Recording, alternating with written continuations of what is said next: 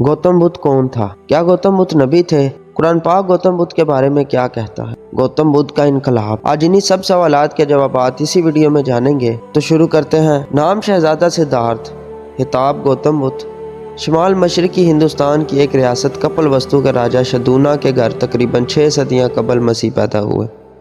जवानी में ही कुछ निशानियां देखकर अपने माँ बाप और बीवी बच्चों को छोड़ और रियासत की वली अहदी को खैरबाद कहा और सच्चाई की तलाश में जंगलों का रुख किया। ज्ञान ध्यान में मसरूफ़ रहे और अपने आप पर जिस्मानी और ज़हनी सख्तियाँ की।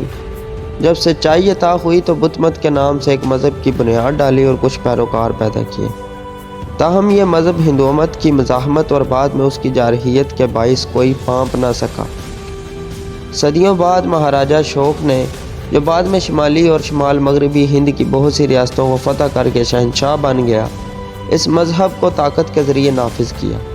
अगरचे बुत मत चीन और जनूब मशरकी एशिया के ममालिक में आज तक मौजूद है और इस्लाम और ईसाईयत के बाद दुनिया का सबसे बड़ा मज़हब है। इसके पैरोकारों की तादाद 50 करोड़ बताई जाती है, मगर गौतम बुद्ध की तालीमात काफ़ी हद तक ख़त्म हो चुकी हैं या बिगाड़ दी गई हैं और गौतम के मुजस्मे बनाकर इसकी पूजा की जा रही है।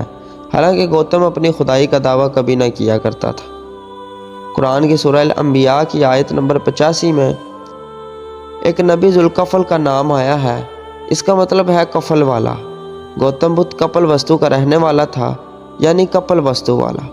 चूँकि अरबी ज़ुबान के हरूफ तहजी में पे हरफ नहीं होता, इसलिए हम कह सकते हैं कि कफल वाला।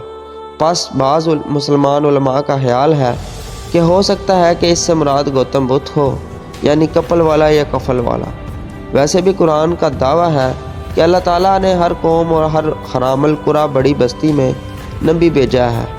ये नहीं हो सकता कि अल्लाह ताला ने हिंदुस्तान में जो बहुत बड़ा मुल्क और बड़ी आबादी वाला खिता है, कोई नबी ना भेजा हो।